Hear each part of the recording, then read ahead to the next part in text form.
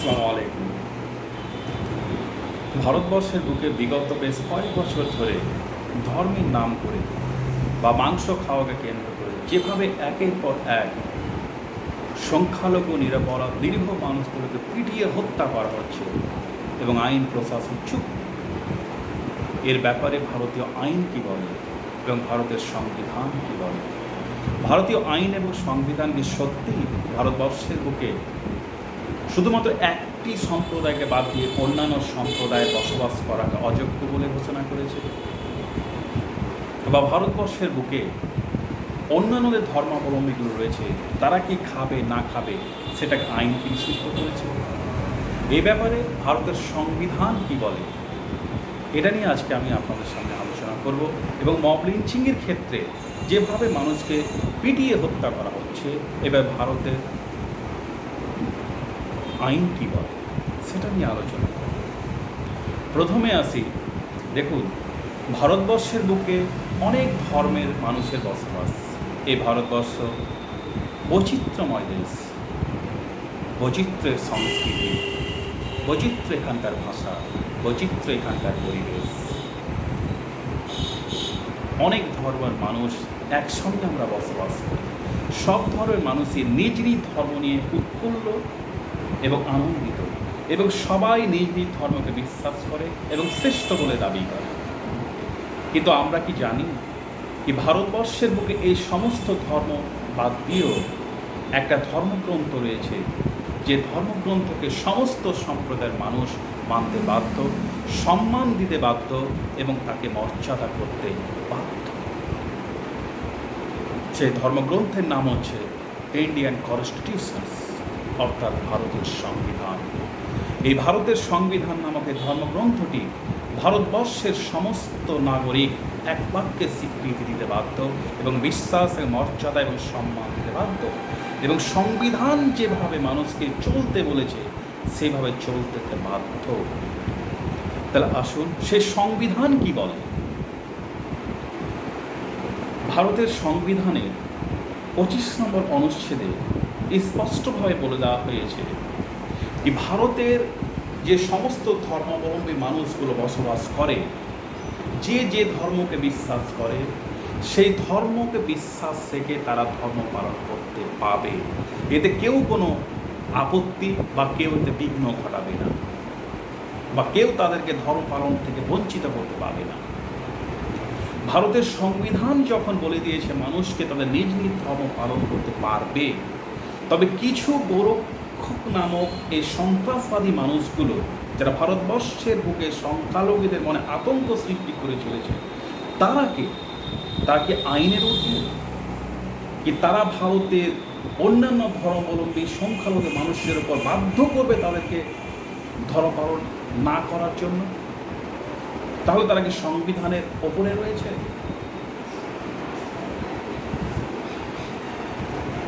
ভারতের সমস্ত ধর্মের মানুষ নিশ্চিত ধর্ম পালন করবে, এটা ভারতের সংবিধানের 25 নম্বর অনুচ্ছেদ যেমন বলে দিয়েছে, তেমনি ভারতের সংবিধানের 21 নম্বর অনুচ্ছেদ স্পষ্টভাবে বলে দিয়েছে যে মানুষ কিভাবে জীবন কাটাবে, কিভাবে খাবে, কিভাবে চলাফেরা করবে, তার ব্যক্তিগত স্বাধীনতাকে উল্লেখ করে দেওয়া হয়েছে।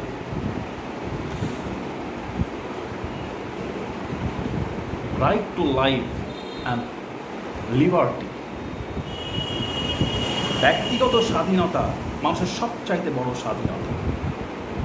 মানুষ ধর্মের উপর বিশ্বাস করে যে কিছু জিনিস তার উপর হালাল ঘোষণা করে দেওয়া হয়েছে, সে খাদ্য খেতে বাধ্য।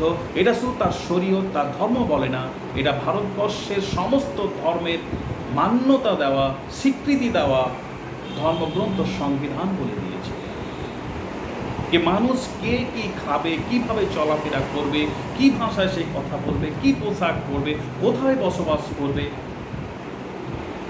সমস্ত কিছু এই সংবিধানের 21 নম্বর অনুচ্ছেদ স্পষ্টভাবে বলে দেওয়া হয়েছে।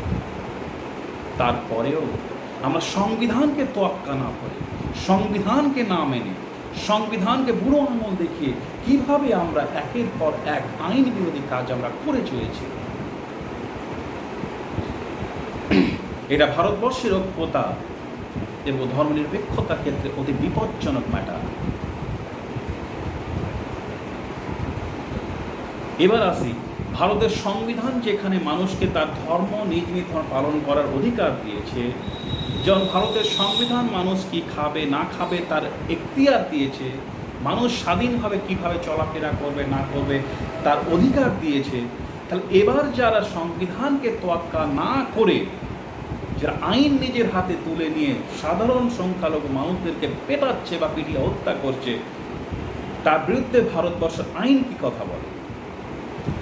ভারতবর্ষের বুকে নরেন্দ্র মোদী সরকার যে নতুন যে বিএনএস অর্থাৎ ভারতীয় ন্যায় সংহিতাতে আইন চালু করেছে, সেই ভারতীয় ন্যায় সংহিতার 117 নম্বর 117 সাবসেকশন 4 এখানে স্পষ্টভাবে বলে দেওয়া হয়েছে বা উল্লেখ করে দেওয়া হয়েছে 5 বা ততোধিক ব্যক্তি মিলে ভাষাগত ধর্মের নাম করে জাতির নাম করে যদি কাউকে গুরুতর আঘাত করে তাহলে তাকে 7 বছর পর্যন্ত শাস্তির বিধান এবং জরিমানা প্রদানের আদেশ দেওয়া রয়েছে।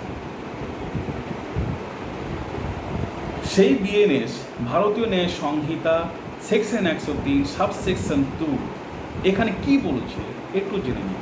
এখানে স্পষ্টভাবে বলে দেওয়া হয়েছে যখন 5 বা ততোধিক ব্যক্তি মিলে ভাষাগত জাতিগত ধর্মের ভিত্তিতে যদি কোনো ব্যক্তিকে পিটিয়ে হত্যা করে তাহলে সেই সমস্ত প্রত্যেকটা ব্যক্তিকে ফাঁসির শাস্তি এবং যাবজ্জীবন কারাদণ্ডের আদেশ দেওয়া রয়েছে।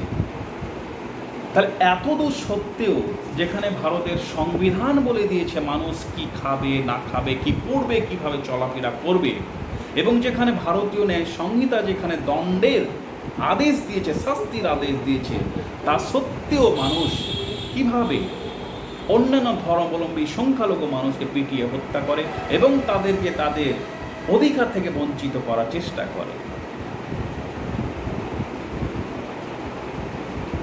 স্ট্রেঞ্জ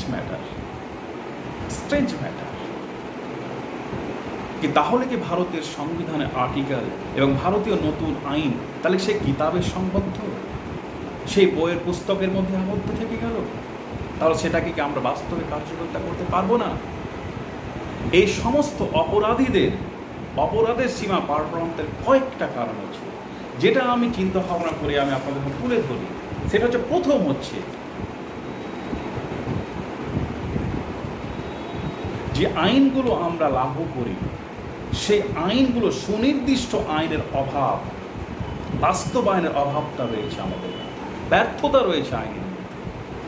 দ্বিতীয় হচ্ছে, যখন কোনো ঘটনা ঘটে, পুলিশ যখন কোনো অপরাধীকে অ্যারেস্ট বা গ্রেপ্তার করতে চায় তখন তাদের ওপর রাজনৈতিক নেতাদের চাপ থাকে। এবং তৃতীয় হচ্ছে যে আইনের নির্দেশিকা চালু করা হয়েছে সে আইনের নির্দেশিকাগুলো বাস্তবায়নে ব্যর্থতা আমাদের মধ্যে রয়েছে। যদি আমরা এই ব্যর্থতা থেকে বেরিয়ে আসতে না পারি তাহলে এই ধরনের জঘন্যতম অপরাধ দিনের পর দিন বাড়তেই থাকবে। এবং ভারতের সংবিধান যে সমস্ত ধর্মের মানুষকে স্বাধীনভাবে বসবাসের অধিকার দিয়েছে, স্বাধীনভাবে কিভাবে খাবে না খাবে তার অধিকার দিয়েছে, তার থেকে তারা বঞ্চিত হতে থাকবে। আমরা যদি এই আইনের বাস্তবতাটাকে যদি আমরা অপরাধীদের ক্ষেত্রে বাস্তবভাবে কার্যকারিতা করতে পারি, তার জন্য কয়েকটা জিনিস আমাদেরকে লক্ষ্য রাখতে হবে। প্রথমত হচ্ছে যে আইনগুলো আমরা চালু করছি, পার্লামেন্টে যে আইন লাগু হচ্ছে, সে আইনের যে প্রক্রিয়াকরণটা রয়েছে সেটা বাস্তবায়ন করা এবং জোরদার করা। দ্বিতীয় হচ্ছে যে অপরাধীগুলো অপরাধ ঘটিয়ে যাচ্ছে সে অপরাধীদেরকে আইনে আওতা নিয়ে এসে দ্রুত তাদের বিচার করে উপযুক্ত শাস্তির ব্যবস্থা করে দেওয়া এবং ক্ষতিগ্রস্ত ব্যক্তিদেরকে নিরাপত্তা দেওয়া এবং ক্ষতিগ্রস্ত ব্যক্তিদেরকে ক্ষতিপূরণ দেওয়া। এরপরে যে তৃতীয় নম্বর যে রয়েছে সেটা সবচাইতে ভাইটাল ম্যাটার। সে ভাইটাল ম্যাটার হচ্ছে আজকে আমাদের ভারতবর্ষের মিডিয়াগুলো নিরপেক্ষভাবে কাজ না করে অপরের প্রেসারের উপর বাধ্যতা হয়ে বা আর কিছু হয়ে তারা কিন্তু সত্যকে উদ্ঘাটন করতে পারে না বা সচেতনমূলক বার্তা সমাজে দিতে পারে না। তার জন্য এই মিডিয়াগুলোকে সচেতনমূলক বার্তা সমাজের কাছে পৌঁছে দেওয়ার দায়িত্ব পালন করতে হবে। চতুর্থ যে কাজটি হচ্ছে সেটা হচ্ছে কি, এই অপরাধীদেরকে ধরিয়ে দেওয়ার জন্য পুলিশের সঙ্গে মিডিয়াকে প্যাক্ট হয়ে এই অপরাধীদের ধরিয়ে দেওয়ার ব্যবস্থা করে দেওয়া। যদি এই সমস্ত জিনিসগুলো যদি একত্রিত হতে পারে বা কার্যকরিতা হতে পারে, তাহলে ভারতবর্ষ থেকে এই নৃশংস জঘন্যতম অপরাধগুলো দূরীভূত হতে পারে। দেখুন, আমরা ভারতবাসী, প্রত্যেকটা ভারতীয় নাগরিকের দায়িত্ব কর্তব্য রয়েছে, তেমনি রাষ্ট্রেরও কর্তব্য রয়েছে। রাষ্ট্রের কি কর্তব্য দায়িত্ব রয়েছে, সেই দায়িত্ব কর্তব্য না পরবর্তী আপনাদের সামনে আলোচনা করব। কিন্তু প্রথম যেটা রয়েছে যে আমরা ভারতবাসী, এই দেশ আমার, এই দেশ আপনার, এই দেশ আমার গর্ব, এই দেশ আমার স্বাভিমান, এই দেশ আমার অহংকার। আর যারা আমার এই দেশের গর্ব, স্বাভিমান আর অহংকারকে বিলিয়ে দেওয়ার জন্য, ধূলিসাৎ করে দেওয়ার জন্য চক্রান্তে লিপ্ত রয়েছে, তাদের চক্রান্তকে ধূলিসাৎ করার দায়িত্ব হচ্ছে রাষ্ট্রের এবং পুলিশ প্রশাসনের। ভারতবর্ষের বুকে যারা অশান্তি বাতাবরণ সৃষ্টি করতে যাচ্ছে, যারা ভারতের অখণ্ডতাকে যারা খণ্ডন করার চেষ্টা করছে, তাদেরকে আইনের আওতায় এনে দ্রুত বিচারের ব্যবস্থা করে উপযুক্ত কঠোর শাস্তি পাইয়ে দেওয়ার ব্যবস্থা পুলিশ প্রশাসনকে করতে হবে। যদি আমরা এটা করতে পারি, পুলিশ প্রশাসন যদি করতে পারে, তাহলে হতে পারে ভারতবর্ষ সে শস্য শ্যামলা দেশে উঠতে পারে। এই ভারত শুধু আমাদের নয়, গোটা বিশ্বের দরবারে আছে গর্ব। আমরা ভারতবর্ষের গর্ব, ঐতিহ্য যেন ধরে রাখতে পারি, ভারতবর্ষের সম্মান, মর্যাদা, অহংকার যেন মাটিতে মিশে না যায়, তার জন্য প্রত্যেকটা ভারতীয় নাগরিক সচেতন হতে হবে এবং ভারতের পুলিশ প্রশাসনকে সজাগ থাকতে হবে। জয় হিন্দ।